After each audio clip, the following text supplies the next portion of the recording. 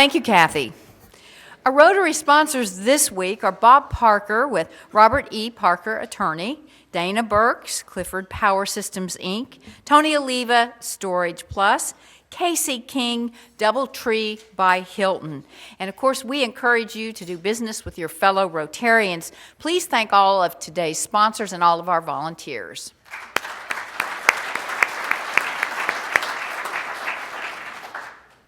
And committee meetings today: Crescendo Awards, the Choir Room, Classifications, the Beacon Room, and Fireside Room 232. And in announcements, on behalf of the club, I extend condolences to the family and friends of Rotarian Lynn Martin. Lynn passed away last Friday, and a prayer service is set for 7 p.m., that's Thursday, tomorrow evening, at Church of the Madeleine. And Mass will be at 10 a.m. this Saturday at Church of St. Mary.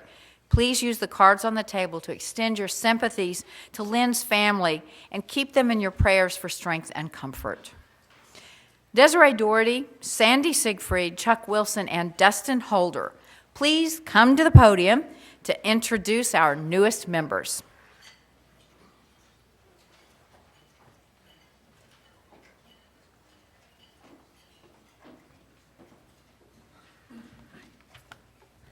Good afternoon. It's my pleasure to introduce a new member to our club. Pam Richardson is the president and CEO of Volunteers of America, a statewide organization that serves individuals with intellectual disabilities, individuals at risk of homelessness, and the elderly. They provide basic needs, support services, and housing solutions for some of Oklahoma's most vulnerable citizens. Prior to joining Volunteers of America, Pam was executive director at Resonance Center for Women, a counseling and treatment center addressing issues of substance abuse and female incarceration. Pam also served as executive director for the Bridges Foundation, a vocational service provider for adults with developmental disabilities. Prior to this career in nonprofit leadership, Pam was vice president of administration and compliance with Merrill Lynch for 18 years. Pam has an MBA from OSU, and she's an alumnus of Leadership Tulsa Class 36. She's the former president of the Association for Fundraising Professionals and a former board member for the Oklahoma Women's Coalition, a statewide legislative advocacy group. Pam has one son, and she's married to Fred Richardson, and they have two beautiful granddaughters, Anna, who is 5, and Naomi, who is 3. Welcome, Pam. I have your Rotary pen and your 4-way test. Thank you. Mm-hmm.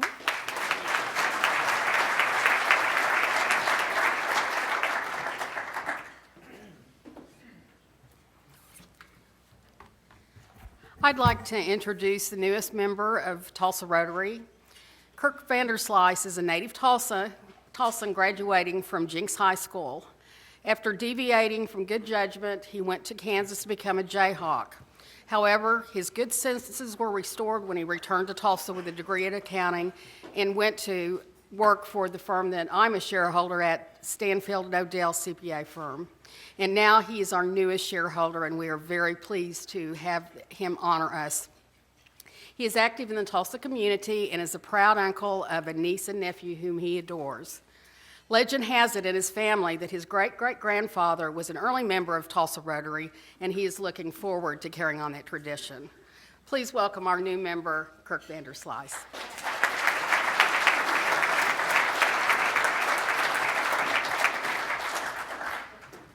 Good afternoon. I'd like to introduce you to Andrew Drew Martin. He'll be known to us as Drew. He is a resident of Tulsa. He grew up in McAlester, Oklahoma.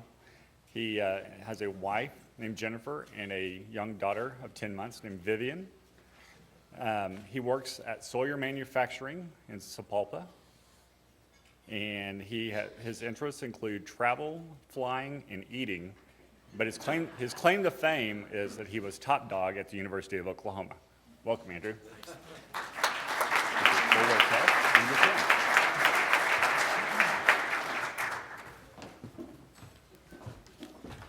Well, if you looked up the word persistence, this is the picture that you would see right here, because even though I've known Mr. Littlefield for more than 20 years, I have invited him 20 times to join. So I'm going to work on my selling skills, but it finally worked, so we're going to celebrate today. David is the president and CEO of Littlefield Brand Development, a Tulsa-based marketing communications firm that has helped companies in our region build their brands and business since 1980.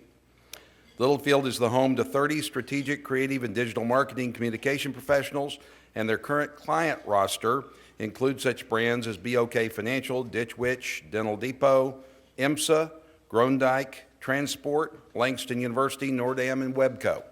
A graduate of Oklahoma State University, David is on the board of the directors of the State Chamber, the Tulsa Regional Chamber, the Tulsa Area United Way, and Bishop Kelly Catholic High School. He and his wife, Marilee, have 5 children and 4 grandchildren. As you can see, David already understands service above self. We're so happy to have you in Rotary. Thanks, David.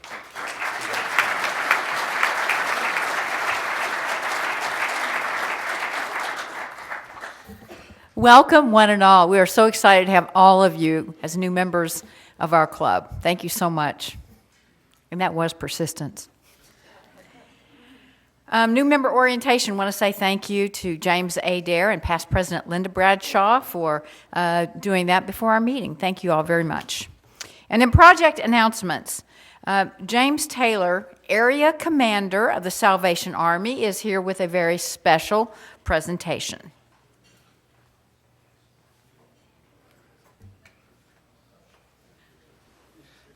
Well, if that is the face of persistence, then this is the face of dedication. If you remember, on December the 5th, we were snowed out for bell ringing, right? Yes. And we had to come up with a new date. And I want to say that because of your dedication, not just yours, but the entire Rotary Club, I bring back the prodigal bell. Every year it seems to come back to the Salvation Army, only for us to return it home to the downtown Rotary Club. So, I am giving it back to you.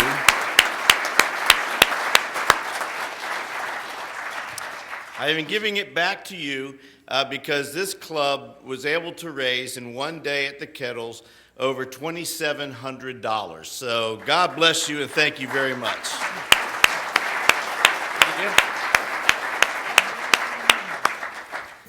And thank you. And Brad, I do appreciate you. I remember vividly a little stress there, so thank you. Diane Peacock with a Club Foundation grant presentation. We all know how it feels to go to an emergency room when we're needing care for our bodily crisis.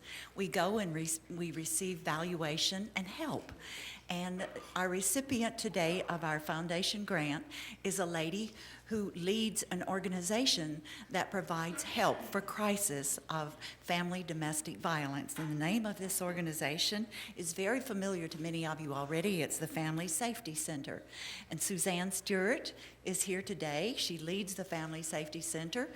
And Suzanne, we give you this in honor of your organization and the good work that you do accordingly. Tell us about yourself. Thank you, Diane. Thank you all. This is a wonderful, wonderful gift for us. The Family Safety Center has been in existence since 2006. We serve victims of domestic violence, sexual assault, and stalking, a collaborative partnership of 8 agencies, including government partners, law enforcement partners in the private sector, who all put their services and personnel in one place in order to provide a one-stop shop of services for those victims.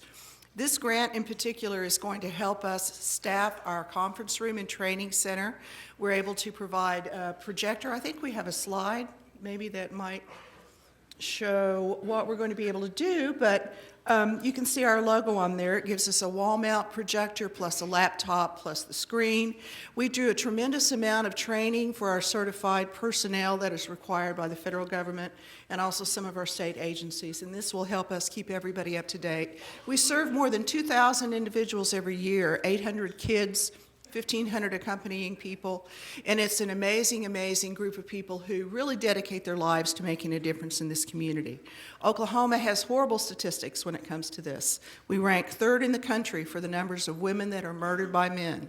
We're number 1 in incarceration of women, we're number 5 in incarceration of men, and we're number 7 in child abuse. So we have a long way to go in helping break this cycle of violence, and thanks to you all, you were a part of making that happen. Thank you very, very much.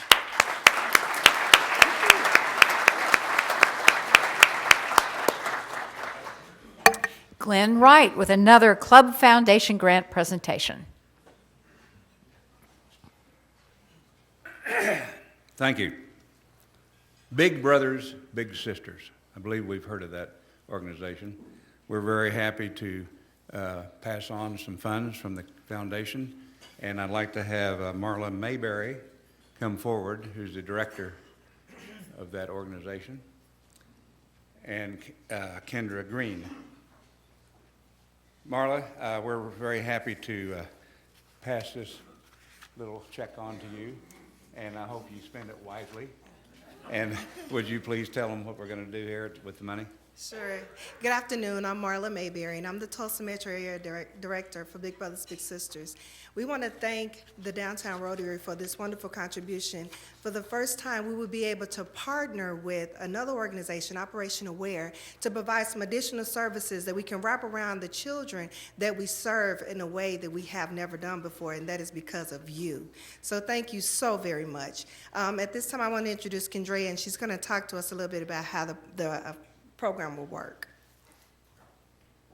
I'm Kendria Green. I am the program manager for the Tulsa office. Because of you, we are, like Marla said, are able to provide a service that we've never been able to provide to our students. We will have 80 children that will be able to participate in a program that will happen quarterly and 2 sessions for their parents. The classes will focus on alcohol, drug use and abuse, and also bullying. So thank you. Sweet. So on behalf of Big Brothers Big Sisters of Oklahoma, thank you so much for this wonderful contribution. Do we have something you want to run over there for you? Oh, no. Oh, you went on. Okay. Yeah. All right. Thank you very Glenn. much. Okay.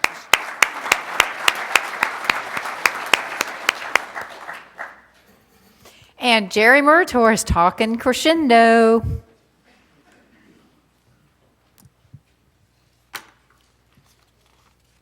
When you don't buy Crescendo Music Award tickets, you listen to other music.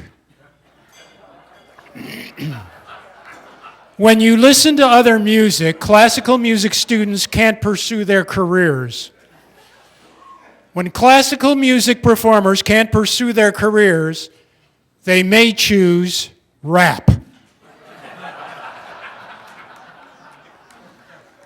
When performers choose rap, you have no choices in music to listen to.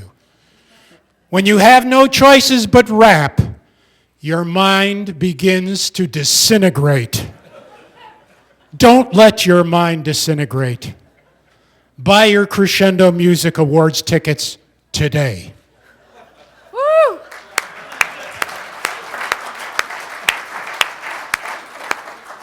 Please do not leave your order forms on the table. Bring them to Richard in the hall. Thank you.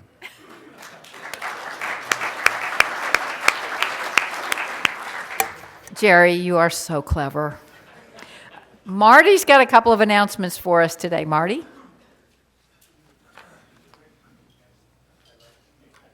Joining me today is Dan Scheidel, Executive Director of OETA and home of Downton Abbey, best show on TV.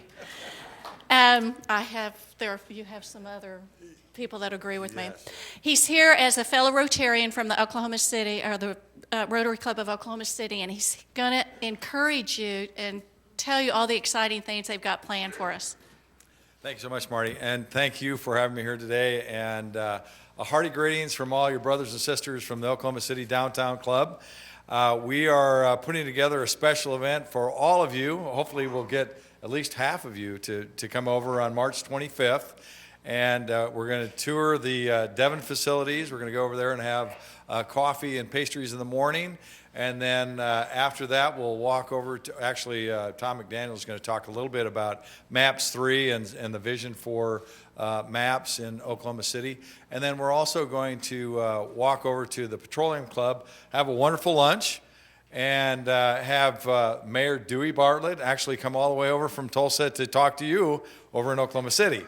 So I don't know why you can't get him here, but we'll be happy to have him over in Oklahoma City. But really, I came over here today to extend a heartfelt invitation to have as many of you come over and join us in the exchange between Tulsa and Oklahoma City. So thank you for having me today. Awesome. Now remember, you can see me afterward. It's only $25 per person. That goes toward your bus fee, so you don't have to drive. That's less than you pay for gas. And we have a couple other things we're going to do too. Pick up your brochure afterward. Also want to remind you that the area Tulsa clubs are going to enjoy the Oilers on March 16th, so be sure and sign up for that. You can either sign up for that online. That's for families. Our exchange on the 25th to Oklahoma City is for Rotarians only. Thank you. Thanks, Marty. And Dan, it is nice to have you in Tulsa. Come back often. Dan has taken over the leadership of OETA, and he has done a fabulous job. So we are really delighted to have you here today. And now, Brent Blackstock for our Rotary Fireside Chat of the Day. Thanks, Karen. Our fireside meetings are coming up. They start on the 14th of April. I'm still in the hunt for a couple more people who would like to host these meetings. You get to pick the date, you get to pick the time. All you need to do is get in touch with me or get in touch with the office and let us know. Thanks. Thank you, Brent. And I think our Sarge is still under the weather. You can tell when it's quiet over there. So we all need to be thinking about Janet. She has really had a rough go of it. So we'll get her back next week, hopefully. And now, our Rotarian of the Day. Norm Simon joined our club in June 2008. Norm is a retired gastroenterology physician. He heads up the program training healthcare professionals dealing with domestic violence issues, training over 3,000 individuals across Northeast Oklahoma. And he is a volunteer mediator dealing primarily with domestic issues. He is also active in teaching at OU Tulsa Community College of Medicine at the Schusterman campus. I laugh when Norm says he is retired. We are very lucky to have his talent as part of our Rotary Club. Please welcome our Rotarian of the Day, Norm Simon.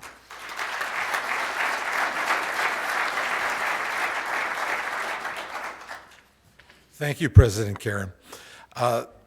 Rabbi Mark Fitzerman was born in Detroit, and he is a graduate of the University of Michigan and subsequently the Jewish Theological Seminary of America, which is in New York City.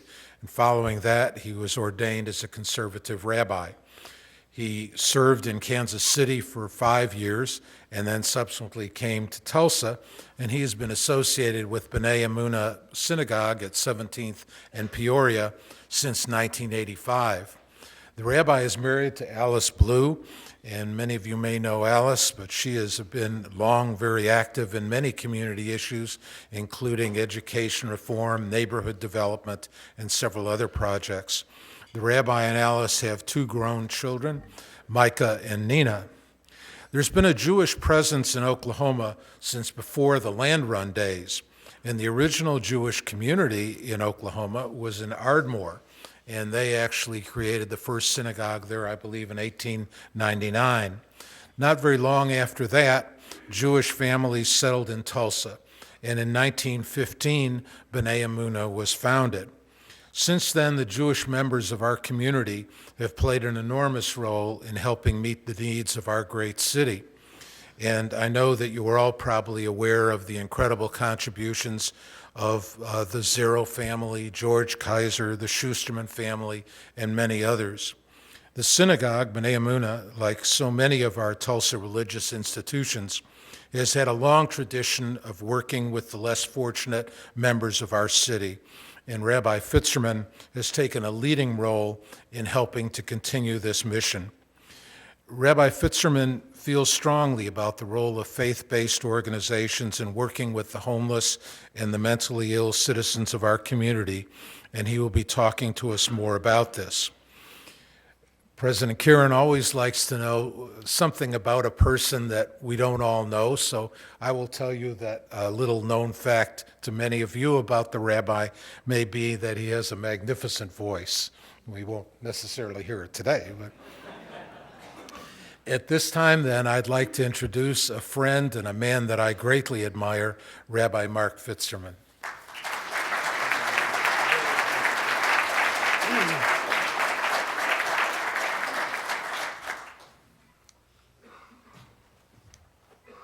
I've got my little clicker. Whoops. There we go. Norma, thank you so much, and thanks to all of you for having me as your guest. Not long ago, I was returning to the synagogue from a funeral at Rose Hill Memorial Park. I've traveled this route 1,000 times on Admiral Boulevard north of the highway through the gritty neighborhood on that side of town. The bars, the laundromats, the empty storefronts. But nothing felt amiss until the intersection at College, where traffic moves in one direction only. On the right side of the road, as if in a dream, a shambling figure suddenly appeared, calling loudly to passers-by. It took just a moment to figure things out. I had no camera, but the scene looked like this, the classic scene from urban America, on the edge that feels most frayed and ragged. A disheveled man, uprooted from family, takes to the streets because he can't stay put. He's likely to be poor and intermittently homeless.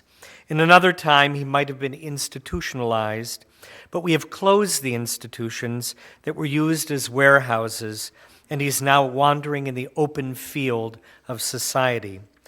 The person I saw was self-evidently raving, the result of poverty and the absolute absence of medical management.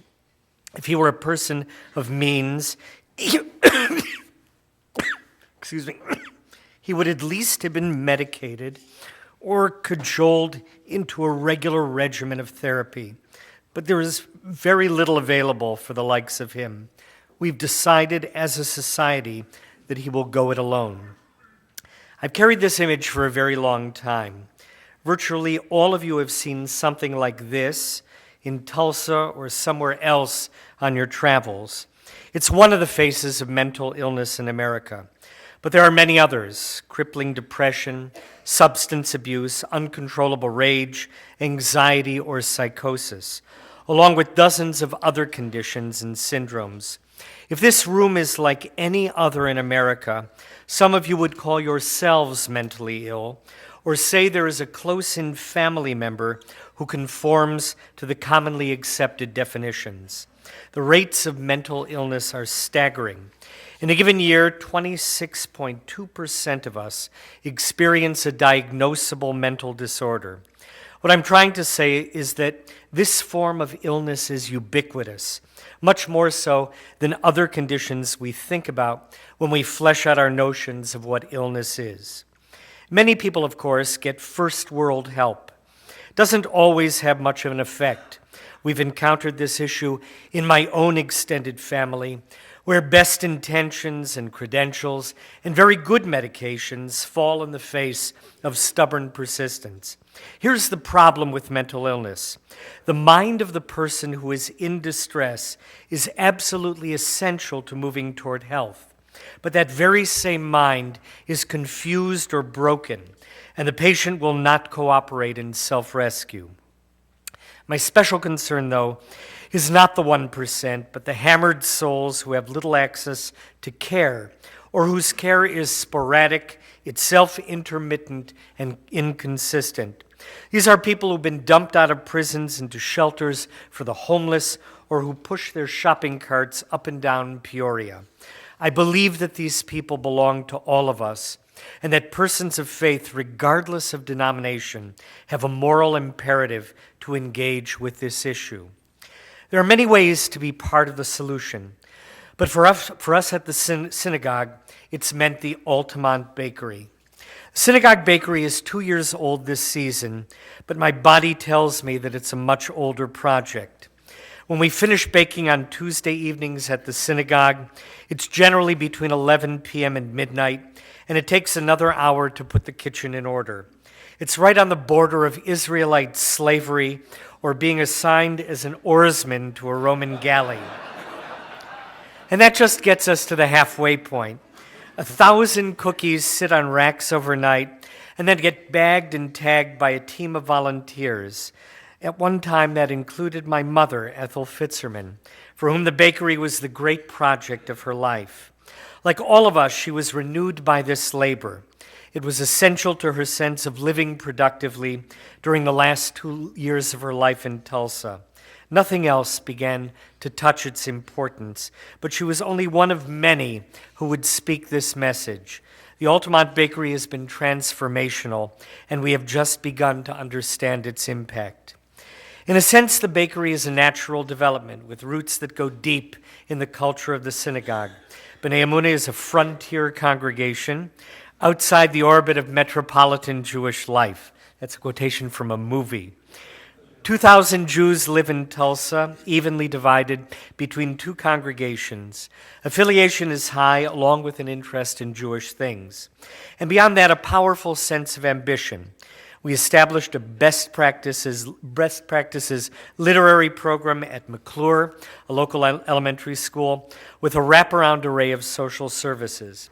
The synagogue itself employs a full-time school professional to guide a team of many volunteers. We are seriously engaged in the community of the school. Our work in mental health grew out of this experience. By means that now seem perfectly predictable, we found our way to the Housing Faith Alliance, an enriched relationship with Mike Brose and Bob Altoff.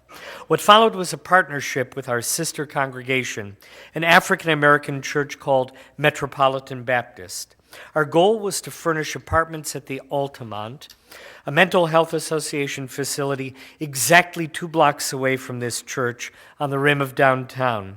For several years, beginning in 2008, apartments would open, we'd tidy them for residents, and furnish them with contributions from both congregations. I would say in retrospect that we did reasonably well and got some valuable experience playing nicely with others. But at a deeper level, and I want to be very frank, the project was disappointing. Here's my advice to congregations. Because the work there was intermittent and sporadic, we never settled into a proper rhythm of service. Volunteers had difficulty mobilizing quickly, and we ended up with gaps that couldn't be filled. Apart that, the project failed the Bob Altoff test. We rarely had contact with residents themselves, partly by dint of our original decision to minimize the potential for discomfort among volunteers. We were afraid that they would bolt in the presence of mental illness. It meant that despite our success with rugs and furniture, we never achieved the higher goal, and that was forming an inclusive and supportive community in which citizens struggling with mental illness could experience a rich and meaningful set of relationships. Enter the best chocolate chip cookie ever. Part of it was listening more closely to our tradition, which preaches a message of authentic kihila. It's a Hebrew word meaning the organic community of conscience and caring. And part of it was an honest assessment of our strengths. It seemed to me that we had real skills in the kitchen and that we were very good at solving practical problems. In addition, we had the right set of resources, 1 million sheet pans, an understanding of vanilla, and an institutional kitchen the size of Lake Michigan. We actually have 2 kitchens, meat and dairy, but the dairy kitchen was built with volunteers in mind. I figured that we could work side by side with Altamont residents and pick up experience along the way. Because I really believe in plunging in. I put a few founding principles down on paper and started talking to everyone I knew. We wanted whatever we baked to be first in its class. Synagogue has high expectations about carbohydrates, and we are deeply fastidious about what we put on the table. But the process of baking had to be built in such a way to produce a sense of communion and mutuality. All of our bakers, residents, and volunteers had to participate as equals in the same arena, the night kitchen of Congregation B'nai Emunah. We decided that every resident would be paid $10 an hour, free and clear, for as many hours as we could afford to employ them. But the moral archway we erected for this project went beyond the issue of compensation. I hope that proximity would work a kind of magic, that we would meaningfully enter each other's lives. I felt that we could give life to the idea that residents of the Altamont and the mental health system were citizens of a single shared community. Formerly homeless and mentally ill, they could be brought together in a supportive system that pointed in the direction of independence. The result was a kind of crazy enthusiasm. The group I convened in 2011 included the very best bakers I know, all in the name of research and development. The atmosphere in the kitchen was edgy and cutthroat. The very first cookie rejected was mine. Nobody liked the idea of coconut, and it was judged the cookie most likely to fail. The winning cookie is a synagogue triumph, based on a recipe by Nancy Cohen. It's the single best chocolate chip cookie we have ever made. A richly textured chocolatey wonder that looks beautiful in its wrapper and whose natural components, chocolate, brown sugar, oats, vanilla, are in pleasing harmony and in perfect balance. This is one great cookie to rule them all, an artisanal indulgence worth its selling price. And it also lends itself to production baking, scooped like ice cream and laid out on parchment paper. Apart from taste, that's what sets it apart. It yielded success on the very first night. The great advantage for all of us was advanced preparation. Between August and December, we knocked ourselves out. 6 new mixers on 6 stainless carts, precisely provisioned with ingredients and cooking tools. We wanted pairs of bakers, a volunteer and a resident, someone living in a mental health association facility, to work side by side in the synagogue kitchen. The goal was 3 batches of cookies each. Nancy and I recruited volunteers and refined the recipe so that it could be followed by the uninitiated, step by step, without prior experience. I am here to say that miracles happen. On a balmy December night in Tulsa, 6 volunteers and 6 paid bakers came together in the kitchen of the synagogue and baked their way through 3 batches each. And we have been baking together every week since with a rapid growth in sales and confidence. Our cookies are sold in exactly the places where you would expect to find artisanal products, cutie pie boutiques doing high-end retail, local coffee shops in gentrifying neighborhoods. Tulsa is going through a re-urbanization, and I pray daily to the gods of Seattle and Brooklyn. But they are also sold in hospital cafeterias and given by businesses and institutions to mark the holiday season and for client appreciation. That means Blue Cross Blue Shield, the University of Tulsa, OSU, and a host of name-brand local businesses. We sold 12,000 cookies in the month of December. The short version is that the cookie itself is spectacular and that it carries a powerful pro-social message. People always hear us out, and more often than not, they sign on as our customers. And in the process of doing, we've developed flow, an easy expansion of effort and expertise. More people join us with little persuading. We recruited a second group of members to handle the task of bagging and tagging, and this group has fallen in love with itself. There's real intimacy in their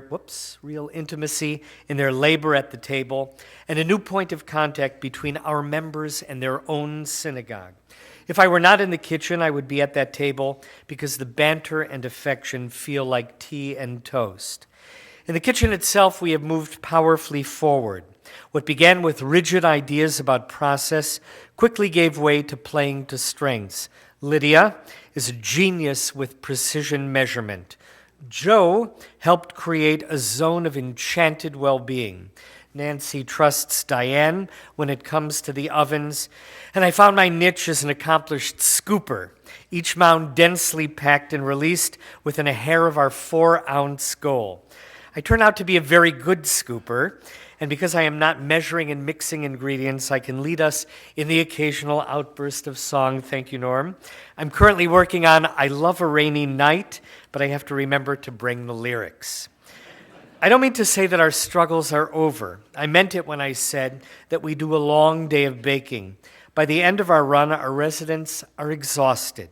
Few are accustomed to the regularity of work, and they are dealing with medications which sometimes slow them down, except for Kimberly, who runs like a top and who makes me feel like a hollow trunk.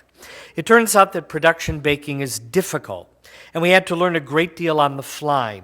The ideal temperature for baking with butter, the point at which dough is overprocessed, and the effect of gamma rays on man-in-the-moon marigolds. We now have an informal staff of advisors who have taught us to set the edge of a cookie. Listen up, production bakers. Set the edge of a cookie before the interior is fully baked. That turned out to be a crucial step forward.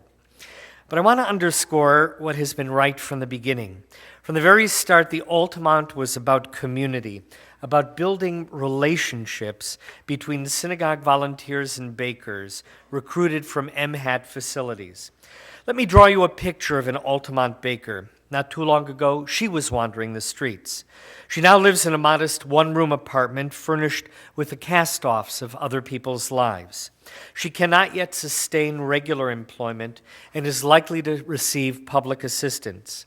Her connections to family are usually tenuous, and long-term friendships have been largely extinguished. She is likely to have a felony conviction, which limits her prospects and constrains her activity. Her propensity toward addiction is very strong, and she is likely to be medicated some of the time, except when the side effects become unbearable. Most of our bakers, male and female, fall somewhere on the spectrum I've described. But that doesn't begin to do any of them justice. We stand side by side in the dairy kitchen, working together to satisfy our customers, fulfill our contracts, and grow our business. The Altamonters are absolutely essential to this process. Taken collectively, they are enormously hard workers, regardless of what happens at the end of the evening. When we first began, we thought we'd be carrying the ball. That would be we in contradistinction to them. But many of them turned out to be vastly more skilled. They were fast and accurate, knowledgeable and consistent. I quickly learned that I wasn't the only person who could gather and scoop a pretty good cookie. Mary is actually a genius, and Cleve, during his time with us, was a god. We hold all our bakers to very high standards: accurate measurements, respect for equipment, punctual arrival, and frugality with ingredients. Nancy Cohn stands at exactly the point where quality control meets unconditional love. If we sold more cookies, and I hope we will, we'd be delighted to employ a larger paid workforce, because we think it's having a positive effect. At this point, our evidence is anecdotal. 4 of our bakers have been with us from the start, but there are many others who engage and depart. Overall, this is still a very small business, and I do not pretend that we are healing souls. It takes a long time to get to that baseline, and it involves heroic effort over many years. Faith communities can do their share, but I believe in beautifully funded agencies, governmental commitment, and a robust safety net. But I think that the Altamonters are gaining ground in the work they do in the synagogue kitchen. They describe the experience as deeply meaningful. They are rapidly accumulating social capital with people who are different from the mental health norm. Everything is better, from dress to eye contact. And they push aside their aches and infirmities to make it on time every single day we bake. For us, the project has been transformational. The essential thing is that we've put aside our own fears as volunteers. How would it feel to work in the same place as 5 or 6 people who used to be homeless, who struggle with relationships, and who have terrible dental issues? People whose spiral was almost always downward, who had lost home and family in their struggle with mental illness. The simple answer is that it felt just fine. We tried to eat together at dinner, we worked together, and there is a consistent hum of teasing intimacy. It's remarkable to me how quickly this happened, but it works like any experience of detox. Once you throw yourself in the mix, you forget all the things that you thought you knew, like mentally ill people are violent and disruptive, or mentally ill people are incapable of work, or mentally ill people need constant coaching to negotiate the simplest and most basic transactions. If you take the first step to get close enough, you habituate yourself to a new reality, and it is not so different from the old reality. The closer you get, the more you know. Given the fact that we are all a little damaged, it turns out to be not so much different at all.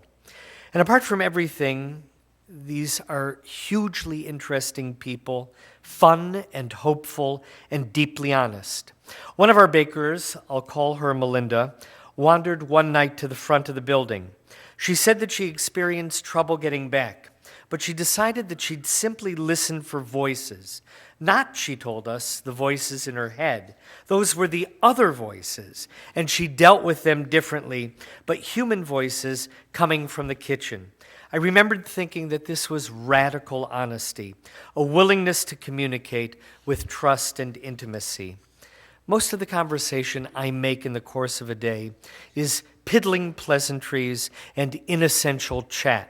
We would all be better at Melinda's level, driving directly to the core of being, stories about prison, abuse, and addiction. It challenges me and others to attain their level of honesty. Nothing is hidden. It's all real and significant. The final great truth of the Altamont experience is that mental illness is part of a larger pattern that includes strength, I keep doing that, strength and beauty and powerful charisma. I don't want to romanticize, but the thing about the kitchen is that it never feels like we're stooping downward. Many times in an evening, I am looking up.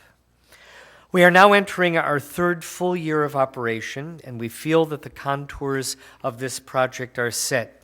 The cookies are $18 a dozen wholesale. The work is done entirely by hand. The bakery is intended as a break-even project, and it is not supported by philanthropic investment. It is most certainly not a fundraiser for the synagogue. Whatever we make goes to ingredients and paychecks.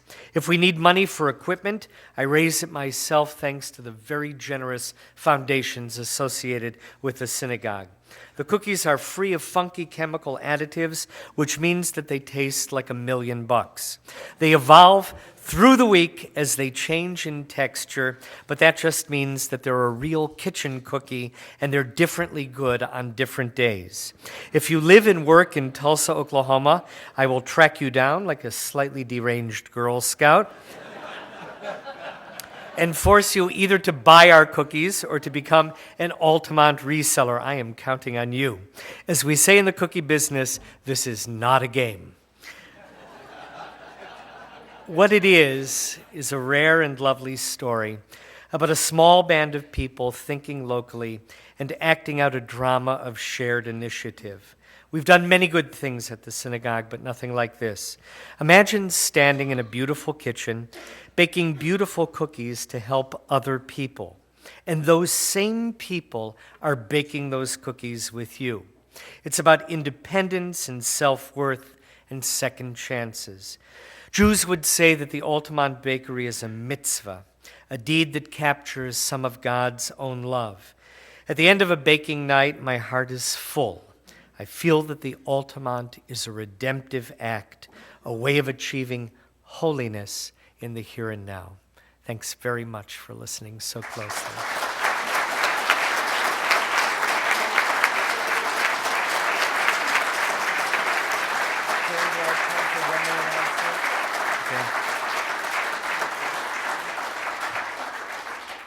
Folks, just one quick announcement. The way to sell cookies is first to give them away.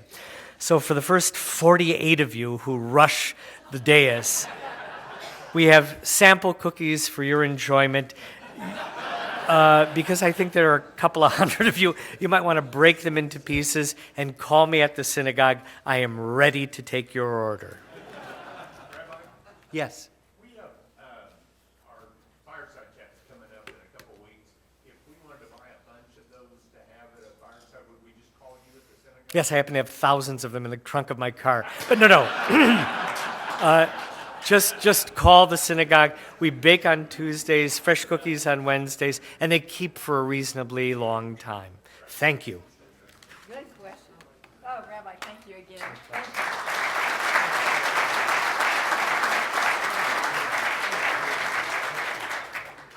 Norm, I'll share with you. I'll share with Norm up here, and the rest of you just have to fight. Okay. Rabbi, I so appreciate having you. I mean, I could listen to him talk about the tablecloth and think it was incredible. So we really appreciate it. We have a book that will go to Celia Clinton, May Finds Her Way to the Cookies. So we thank you so much. I do need you to sign this for us. And upcoming programs. Yes, I've got time for John. I think we skipped something here. John Raines. John, why don't you get right over here and tell us what you're working on? Okay, I was trying to be real polite. I didn't know if I got cut or skipped. So it's an odd position to be in. In my marriage, it's daily. Oh, you got skipped. Sorry. Okay, that's good. I'm here for two important announcements, and it struck me as we had the other announcements and even this program, how much we invest our time, our talent, and our service with children. And we start with Celia Clinton. And we take those children up to about 5th grade, and then because most of us have raised children, when they reach teenagers, we drop out. We don't have the energy for our own teenagers. We sure don't have energy for other ones. But I got two really important announcements today and a little thing to put in your mind where it'll be okay. Number one is we have a foreign exchange student that is homeless in 2 weeks, which is a tragedy for a club of 420 members, not to have one member able to host a foreign exchange student that came here being told he had all 3 families in position. So we need a family to step up. You do not have to have children. You do not have to have experience. You just have to have a heart and a place for somebody to sleep and the desire to take care of them and the desire to have the best time of your life you will ever have, hands down. The great things about teenagers is the same thing about grandkids. You get to give them back when you host them. So they don't suck all the life out of you. They actually breathe it into you, and you get to run with them and have a blast for 3 months. Kevin is from Brazil, and unlike Eric Ortega, he speaks great English. Sorry, Eric. Oh, he's gone. Good. To qualify for a host family, you don't have to have children. You just have to have a place. You can see me or Duff or Trish or John Delavadova, anybody. He's going to school at Bishop Kelly. If you can't get him there, we can get him a ride. So somebody today, please step up and host Kevin from Brazil. We owe it to him. My second announcement is Camp Enterprise. Same thing. We have got the torch in our hands. You know, it's 4th of July. You get that big torch and you light something. Torch is in our hand. We bent down. The fuse is about to be hit. We have committed to hosting 80 kids. I need 20 sponsors to be counselors at the club. Again, if you're just exhausted, if you've raised 5 teenagers like me and never want to see another one in your life, the great thing about camp is you find out that for 4 days, you can kind of run with them and not be exhausted. You will come home Sunday and take a nap. But for 4 days, you can have the time of your life. The seed I want to put in your brain is we need men and women. So women, 57 of you got an email from me yesterday. I'm appealing to you directly to be counselors for Camp Enterprise. Now, the men in the room, I don't want to send another 80 to 100 emails, but I will. But here's the thing to put in your mind. Bring your wife. The two of you can come be counselors, co-counselors. You don't even have to see her if you don't want to, or you can see her if you do. But you will have a good time. I promise you it is a blast. But this club owes it to 80 kids to teach them about free enterprise and the blessings of the United States of America. Thank you. Thank you, John.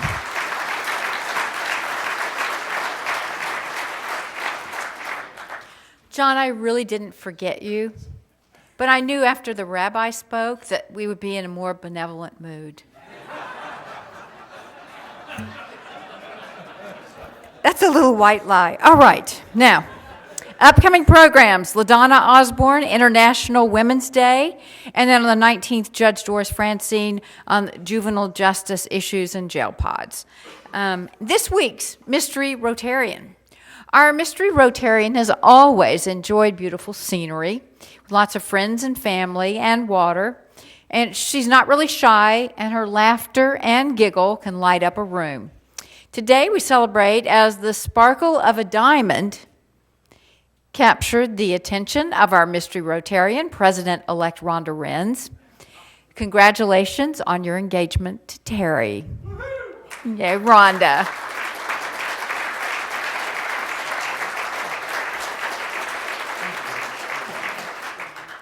And tomorrow we celebrate International Day of Happiness. And so there's a push for an unexpected act of kindness to take place in our community. And remember, hugs are free. With that, I will close this meeting. Have a great week.